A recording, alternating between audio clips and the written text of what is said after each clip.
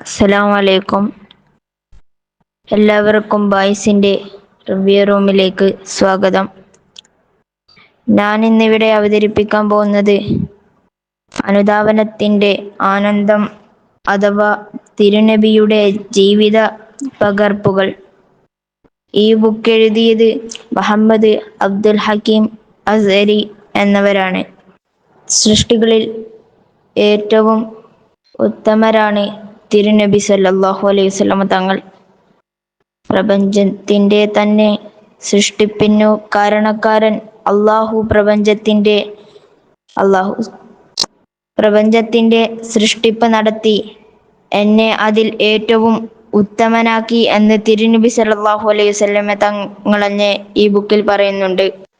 ആത്മത്തെ പരിപാലിക്കാൻ പ്രലോഭിപ്പിക്കുക വഴി ശരീരവുമായുള്ള മനുഷ്യന്റെ ബന്ധത്തെ പുതുക്കിപ്പണിയുകയാണ് തിരുനബി സല്ലല്ലാഹു അലൈഹി വസല്ലമ തങ്ങൾ. മാത്രമല്ല ഇത് തിരുനബി സല്ലല്ലാഹു അലൈഹി വസല്ലമ തങ്ങളുടെ ഓരോ ചര്യകളുമാണ്. തന്റെ ഉമ്മയുടെ യഥാർത്ഥ ഭാവത്തിലേക്ക് തിരിച്ചു പോകാൻ അത് മനുഷ്യനെ പ്രേരിപ്പിക്കുന്നു. അതുപോലെ തന്നെ നിരന്തരം അല്ലാഹുവിന്റെ അടിമയായിരിക്കാൻ ഓർമ്മപ്പെടുത്തുകയും അതിലേക്കുള്ള വഴികൾ ഒരുക്കുകയും ചെയ്യുന്നു. ആത്മത്തെ പരിചരിക്കാനുള്ള എളുപ്പവും മികച്ചതുമായ മാർഗം തിരുദൂതർ നബി സല്ലല്ലാഹു അലൈഹി വസല്ലമ തങ്ങളുടെ ജീവിതത്തെ അനുകരിക്കലാണ്. കാരണം മനുഷ്യചരിത്രത്തിൽ ആ ഉത്തരവാദിത്തം ഏറ്റവും സൂക്ഷ്മമായി ആവിഷ്കരിച്ച ജീവിതം അത് തിരുനബിയോരുടെയാണ്. അതുകൊണ്ടാണല്ലോ തിരുനബിയോർ ഇൻസാനുൽ കാമിൽ ആകുന്നത്.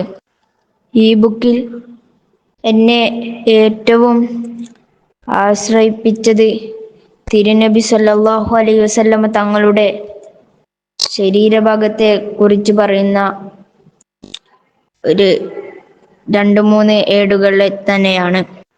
തിരുനബി സല്ലല്ലാഹു അലൈഹി വസല്ലമ തങ്ങളുടെ മുഖം എങ്ങനെയാണെന്നാൽ, തിരുനബിയുടെ മുഖം വർണ്ണിച്ചവരെല്ലാവരും ചന്ദ്രന് സാമ്യമാണെന്ന്, ആമുഖമാണ് എന്ന് പറയുന്നുണ്ട്.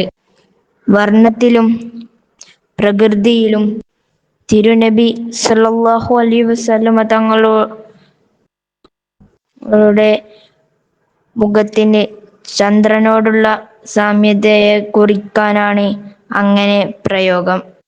അതുപോലെ തന്നെ മുത്തുനബി സല്ലല്ലാഹു അലൈഹി വസല്ലമ തങ്ങളുടെ നെറ്റിയും വിശാലമായ പരന്ന നെറ്റിത്തടമായിരുന്നു തിരുനബി സല്ലല്ലാഹു അലൈഹി വസല്ലമ തങ്ങളുടേത്. ജനങ്ങൾക്കിടയിൽ പ്രത്യക്ഷപ്പെടുമ്പോൾ ആ നെറ്റിത്തടം വിളക്ക് പ്രകാശിക്കുന്നത് പോലെ തിളങ്ങുന്നതായി അവർക്ക് അനുഭവപ്പെടാറുണ്ടായിരുന്നു. നിസ്കാരത്തിനൊടുവിൽ സലാം വീട്ടുമ്പോൾ വെളുത്തു തൊടുന്ന ആ കവിൾ തടങ്ങളെ പുറകിലുള്ളവർ പ്രത്യേകം ശ്രദ്ധിച്ചിരുന്നു. അതുപോലെ തന്നെ നബി സല്ലല്ലാഹു അലൈഹി വസല്ലം തങ്ങളുടെ മൂക്കിന് അല്പം നീളമുണ്ട്. ദൂരെ നിന്നും കാണുമ്പോൾ മൂക്ക് നീണ്ടതായിട്ട് തോന്നും. പക്ഷെ സാധാരണ മൂക്ക് നീണ്ടവരുടെ മുകൾ ഭാഗത്തിനാണ് നീളം ഉണ്ടാവുന്നത്. പക്ഷെ തിരുനബിയുടെ മൂക്കിന്റെ കീഴ്ഭാഗത്തിനാണ് നീളം. അതിന്റെ അറ്റമാകട്ടെ നേർത്തതുമാണ്. അതുപോലെ തന്നെ വിടർന്ന കണ്ണുകളാണ് നബി സല്ലല്ലാഹു അലൈഹി വസല്ലമ തങ്ങൾക്കുള്ളത്. നബി സല്ലല്ലാഹു അലൈഹി വസല്ലമ തങ്ങൾ സുറുമയിട്ടില്ലെങ്കിലും ഇട്ടതുപോലെയാണ് കണ്ണുകൾ തിളങ്ങുന്നത്. കറുത്ത കൃഷ്ണമണിയുടെ സൗന്ദര്യത്തിൽ അല്പം ചുവപ്പ് കലർന്ന കണ്ണിലെ വെള്ള എടുത്തു കാണിക്കും.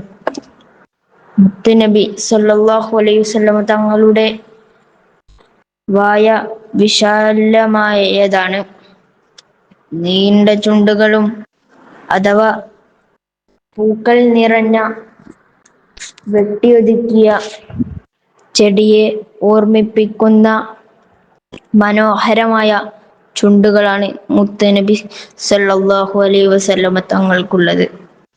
ഈ ബുക്ക് വളരെ ചെറുതാണെങ്കിലും ഇതിൽ മുത്തുനബി സല്ലല്ലാഹു അലൈഹി വസല്ലമ തങ്ങളുടെ പല കാര്യങ്ങളും ശരീരഭാഗങ്ങളും മറ്റും മാത്രമല്ല ഇതിൽ കുറെ ഗുണപാഠങ്ങളും ഉൾപ്പെടുത്തിയിട്ടുണ്ട്.